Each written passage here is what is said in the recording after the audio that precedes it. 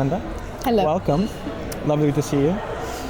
So we've seen you work a lot with very non-conventional materials and methods, I'd say. So you've worked with coffee, with chocolate, with cigarette ash, with Aperol.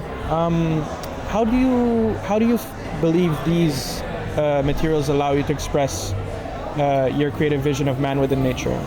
So I believe that something that's been poisoning the minds of a lot of humans, within the past centuries, is this idea that we are separate from nature and that nature is something to harness, to consume, to use.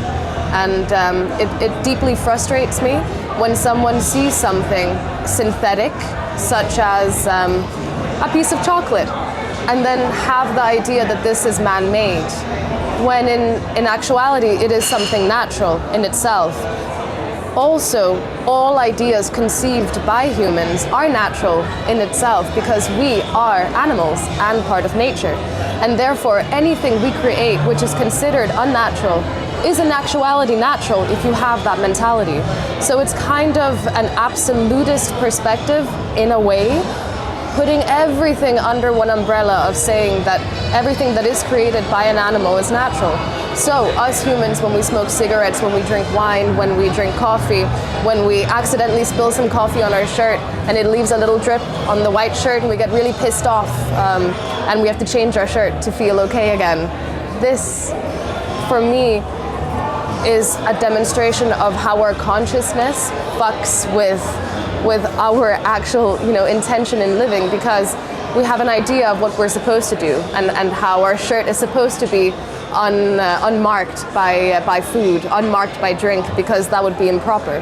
When actually it's a byproduct of living, it's consuming, it's leaving breadcrumbs, telling the story of have we drunk coffee that morning? Have we had a croissant that leaves some crumbs on our shirt? And so the performance I did today was based on spilling wine, coffee, chocolate, byproducts of living, eating and consuming in our bed.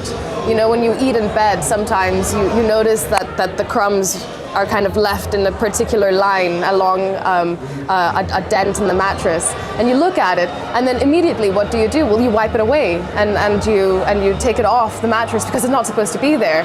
But it is the purest form of having a byproduct of living, us humans, our consumption. That's what we leave behind.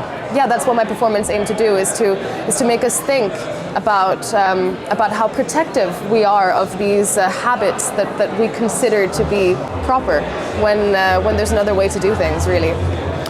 Do you believe that our distancing and separation and alienation from nature might be a consequence of the fact that us corrupting it and damaging it and consuming it has led us to corrupting and damaging and consuming our own soul as part of nature?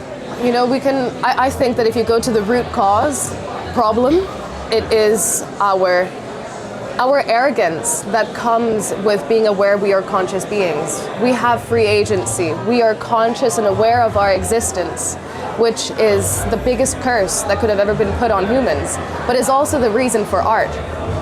So, if you see art and creating as being a byproduct of this curse of consciousness that us humans have, then why not apply it to all areas of living, such as spilling coffee on your bed?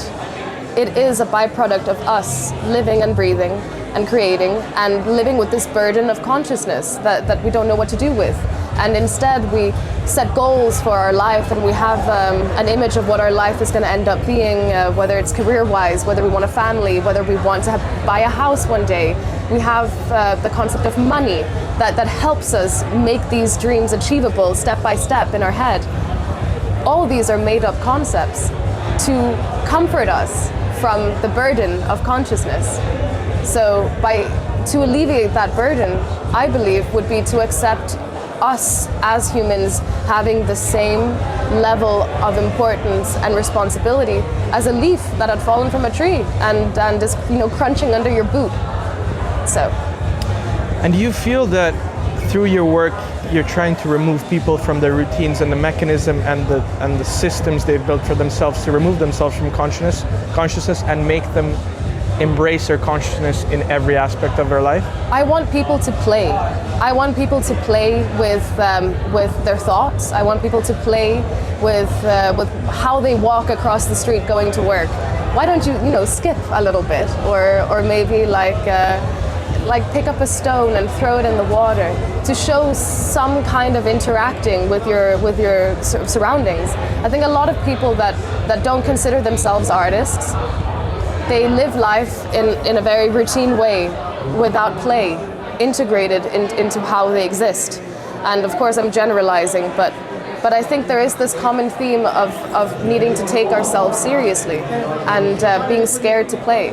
And so when you suddenly make play serious, that's when you invite people to see value in play.